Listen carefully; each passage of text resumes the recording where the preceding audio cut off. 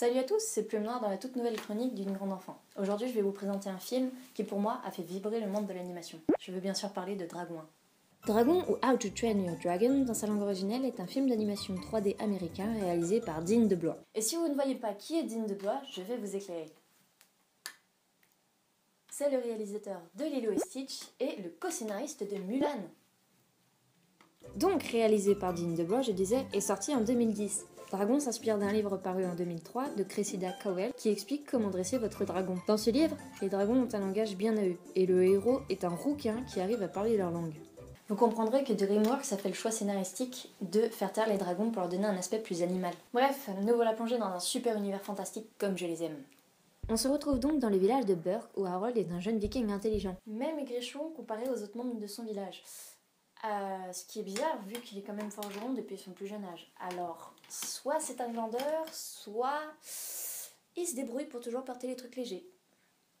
Son travail le fait donc rester à l'écart des autres jeunes de son village. Des 5 autres jeunes du village. Qui, eux, protègent Burke des dragons. Harold est donc pour le village un boulet incapable de tuer un dragon, alors que pour eux, c'est devenu un passe-temps.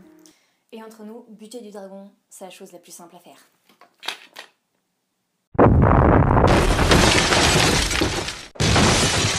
Oh putain, je savais que Michael Bay était dans le coup. Un jour, en ayant marre d'être une victime, il décide de prouver au village qu'il est digne de faire partie de la tribu en essayant d'attraper un dragon. Il réussit donc à blesser un furie nocturne, et ce, en plein vol. Comme par hasard, l'un des dragons les plus craints et les plus rares. Of course! Il part donc ensuite à la recherche de ce dernier, et sa rencontre change au fur et à mesure du temps passé avec le furie nocturne, qu'il finit par nommer Croque-Mot. Toutes ses pensées sur les dragons. En parallèle de sa rencontre avec le dragon, le chef du village, qui se trouve être le père d'Harold, organise des virées pour dénicher la planque des dragons. Mais ce dernier ne parvient pas à les trouver. Il décide donc d'organiser un entraînement intensif pour les jeunes du village, afin qu'ils apprennent à se défendre devant un dragon. Et le meilleur à l'entraînement aura la chance de tuer un dragon devant tout le village. La fête est finie!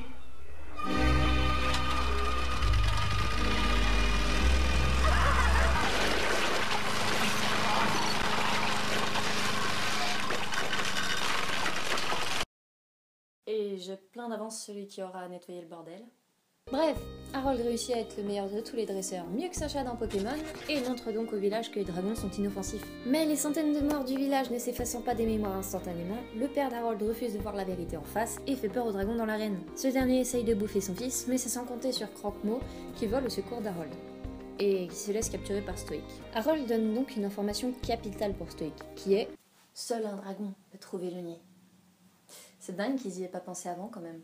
Croque-Mot devient donc un GPS vivant qui les mène à l'île des dragons. Et là, il y a la fin qui va arriver, donc je ne veux pas spoiler ceux qui n'ont pas vu le film, enfin la minorité qui n'a pas vu le film, donc je vais vous laisser avancer jusqu'à là.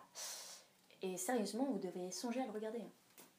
Donc à partir de là, tout se joue dans le nid des dragons qui se trouve sur une île volcanique au milieu de la mer. Petite anecdote, la plage du nid des dragons s'inspire d'une vraie plage qui se trouve en Californie du Nord. Je suis sûre que vous ne le savez pas, et je suis sûre que vous n'en avez rien à foutre, mais je le dis quand même.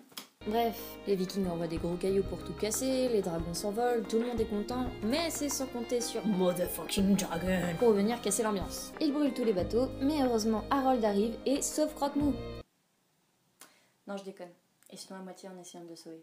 Mais son papa arrive et les sauve tous les deux. Harold s'envole donc, et là, on a droit au combat de dragon le plus épique du monde de l'animation. Bon, je sais que c'est le seul aussi, mais bon, il est classe. À la fin, grâce à un stratagème assez habile, Harold réussit à mettre KO le gros méchant dragon. Mais la victoire ne vient pas sans quelques petits sacrifices. Et on a donc le premier héros adolescent unijambiste de DreamWorks. Et encore heureux que Croque-Mot n'ait pas perdu totalement le contrôle, sinon, il aurait tout simplement perdu la vie. Ok. Mais souriez, car Harold se réveille pour une jolie happy end où Stoic change d'avis sur les dragons et les intègre au patrimoine de Burke. Si ça c'est pas cool, ils ont donc maintenant comme animaux de compagnie des dragons. Bon, ce film est l'un de mes préférés, mais ce n'est pas pour autant que je vais tailler une éloge. La première fois que j'ai vu le film, j'ai été transportée dans cet univers un peu fantastique, et j'ai pas pu voir les défauts du film. Mais, premier gros défaut, le scénario est très simple. Un fils en confrontation avec son père? C'est déjà vu. Les Croods, Bambi 2, La Belle et le Clochard, bref, c'est pas d'une extraordinaire originalité. Le deuxième défaut est qu'on ne voit pas assez les paysages. Ce qui est vraiment dommage car au final on ne voit pas assez le monde où évolue le héros. Ensuite, certains aspects graphiques donnent vraiment l'impression d'avoir été survolés. C'est pas beau, on dirait des graphismes de Skyrim. Ça casse carrément l'immersion. Et puis, c'est un budget qui est assez similaire à celui de Toy Story 3 sorti la même année. Et on remarque que pour ce dernier, Pixar a beaucoup mieux travaillé les détails de l'arrière-plan. Ah oui, et le personnage d'Astrid m'énerve. D'ailleurs, je suis sûre que vous ne le saviez pas, mais Astrid n'est pas présente dans les bouquins, et les scénaristes ont dû la rajouter à l'intrigue pour que les jeunes spectatrices puissent s'identifier à elle. Mais sérieusement, ce personnage, c'est juste le cliché de l'adolescente arrogante. En fait, ce qui me gêne vraiment avec ce personnage, c'est qu'elle n'a pas de fond. De teint. Sérieusement, sors, va-t'en. Je m'explique. La seule chose que l'on sait d'elle, c'est qu'elle suit les traces du village, qu'elle veut bousiller du dragon. Et pour ça, elle s'entraîne souvent. Mais à part ça, on ne sait rien.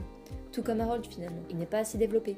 Mais lui, c'est pas grave, parce que c'est par la relation qui va se créer avec Croque-Mot que se construit notre attachement pour ce dernier. Mais bon, ce film m'a fait rêver.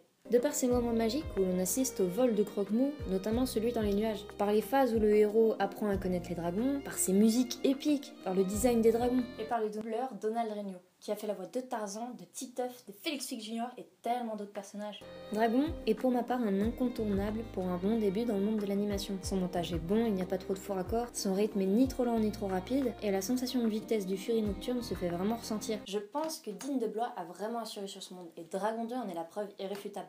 L'animation est un monde encore trop peu exploité, et j'espère qu'un jour je pourrai voir un film dédié à l'univers de l'heroic fantasy. Parce que merde, l'animation c'est pas que des histoires pour les enfants, et cet univers collerait parfaitement avec ce type d'imagerie.